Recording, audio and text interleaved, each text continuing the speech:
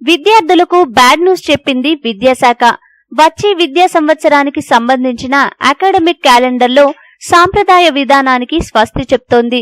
కొన్ని దశాబ్దాలుగా కొనసాగుతున్న అనేక పద్ధతుల స్థానంలో కొత్త విధానాలు ప్రవేశపెడుతోంది.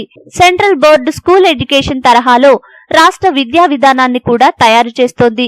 దీని ప్రకారం ఇక విద్యార్థులకు ఒంటిపూట బడులనేవి ఇక ఉండవు.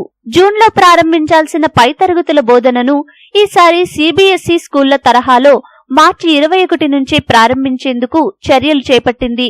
అంటే వచ్చే ఏడాది సిలబస్ ను సెలవులకు ముందే మొదలు పెడతారన్నమాట. ఇంకా అందులో ఉండే మార్పులు ఏమంటే, వేసవి ఎండల నేపథ్యంలో మార్చి 15 నుంచి ఏప్రిల్ 23 వరకు ప్రతి ఏటా నిర్వహించే ఒంటిపూట బడుల విధానం లేకుండా చూడాలని భావిస్తోంది. ఆయా తేదీల్లోనూ 2 పూటల బడులు నిర్వహించేలా కసరత్తు చేస్తోంది.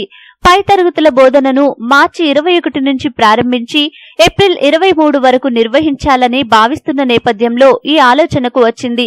ఇక వేసవి సెలవులను ఏప్రిల్ 24 నుంచి జూన్ 11 వరకు ఇచ్చేలా క్యాలెండర్లో పొందుపరుస్తోంది. మీకు ఈ వీడియో నచ్చితే లైక్ చేయండి, మీ ఫ్రెండ్స్ తో షేర్ చేసుకోండి, కానీ సబ్స్క్రైబ్ చేయడం మాత్రం మర్చిపోకండి. Thanks for watching.